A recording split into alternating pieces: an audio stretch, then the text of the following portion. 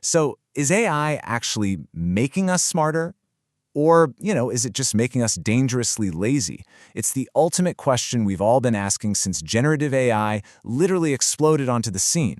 We are quite literally outsourcing our brain power right now. But what exactly happens to human cognition when a machine can just swoop in and do the heavy lifting of thinking for us? Well, welcome to this explainer of the source data where we're going to figure that out. Today, we're breaking down a massive, brand-new systematic review by researchers Lee, Kui, and Hagendorn. They basically set out to solve the core paradox of generative AI in higher education. We're going to dive deep into the hard data to see exactly how ChatGPT is rewiring our critical and creative thinking. And spoiler alert here, the design of the learning environment totally dictates our cognitive destiny. And the researchers didn't just look at a handful of students either. They mapped out 67 peer-reviewed empirical studies from all across the globe. To put that into perspective, 33 of these studies analyzed both critical and creative thinking. 23 focused just on critical thinking, and 11 looked solely at creative thinking. So we finally have a comprehensive map of what's actually going on. Okay, let's look at our roadmap for today. We'll start with the ChatGPT cognitive paradox, then explore its impact on critical and creative thinking. After that, we'll uncover the synergy and the trap of AI use, and finally, we'll learn how to design for something called epistemic friction. Let's jump right in. Section 1. The ChatGPT cognitive paradox. Right now, there are basically two warring myths out there. On one side, people are treating AI like it's this magic learning pill. The ultimate tutor that just automatically elevates human intelligence. But on the other side, the doomsayers are claiming it's the absolute destroyer of independent human thought. But the research, it shows both of these extremes are completely missing the fundamental mechanism of how human beings actually learn. Because, really, it all comes down to epistemic friction. I know, it sounds like a fancy academic term, but think of it like lifting weights at the gym. Your muscles absolutely need resistance to grow, right? Well, your brain operates the exact same way. Deep learning actually requires productive tension. It requires a little bit of cognitive struggle. So if AI swoops in and removes all of that friction by instantly giving you a polished answer, it totally steals your opportunity to build cognitive muscle. Section 2. Critical thinking, gain or drain. Now we're looking at convergent analytical thinking. In plain English, this is the part of your brain that acts like a detective. It's interpreting information, evaluating evidence, and building logical arguments. So, does having an AI assistant make us sharper critics, or does it completely dull our analytical edge? Surprisingly, the data shows incredible positive gains. But, and this is a massive but, only under specific conditions. See, when students use AI as a dialogic partner, critical thinking actually improves.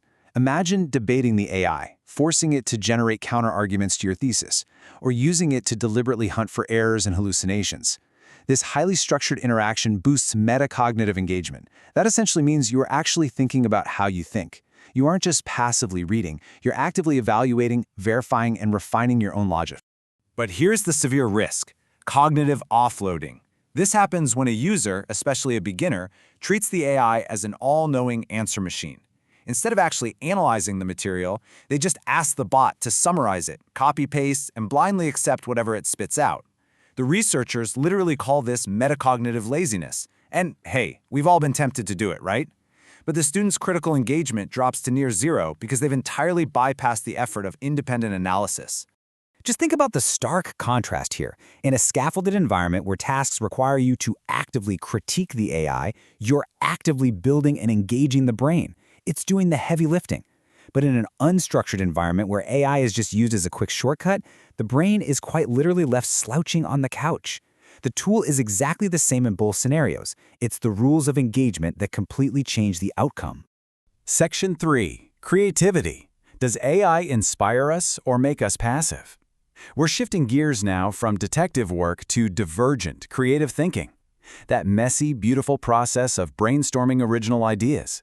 So, does ChatGPT act as a brilliant muse, or does it just turn us into passive consumers of generic content?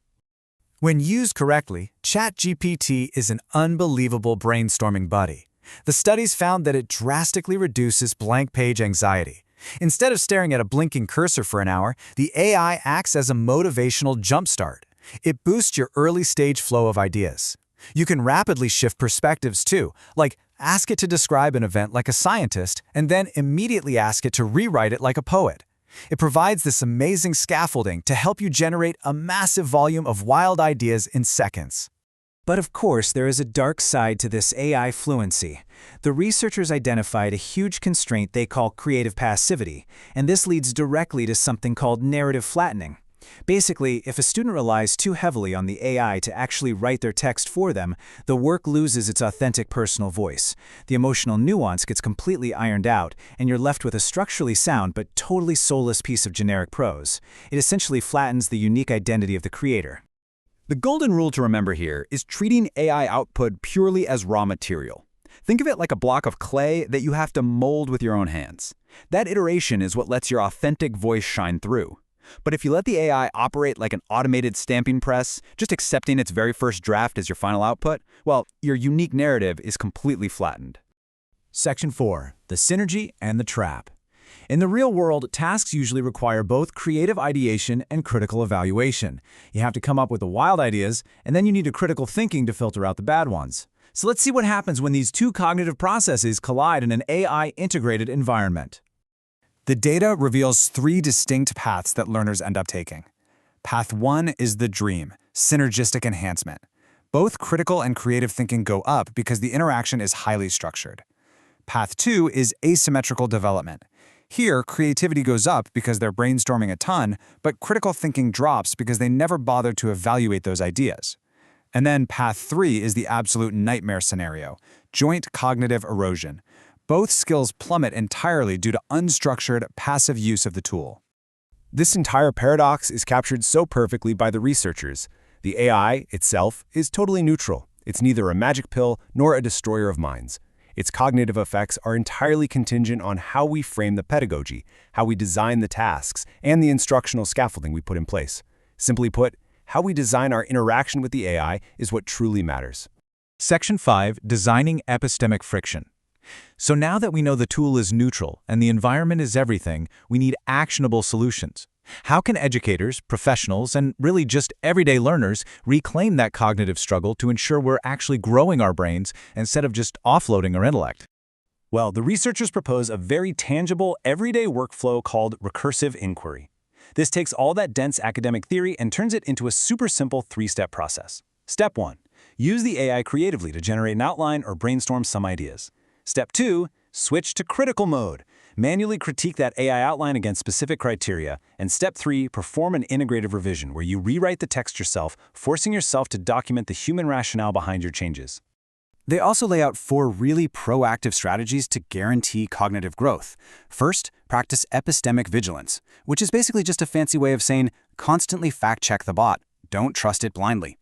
Second, use guided reflections. Stop and ask yourself, wait, did I accept this AI output way too quickly?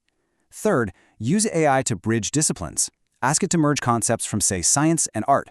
And finally, never rely solely on AI feedback. Always triangulate it with human peers and mentors to maintain your own epistemic responsibility. If you take away literally only one thing from this explainer, let it be this core motif right here. Reintroduce friction. Do not accept the first draft. Argue with the bot. Treat its answers as raw material to be molded, questioned, and completely torn apart. We have to consciously choose to use AI to elevate the struggle of thinking, rather than just using it as a cheap shortcut to bypass that struggle altogether. So I want to leave you with this provocative question for the next time you open up a chat window. Are you using AI to bypass the struggle of thinking, or are you using it to elevate it? The choice is entirely in your hands. Thanks for joining me on this explainer, and remember to embrace the friction.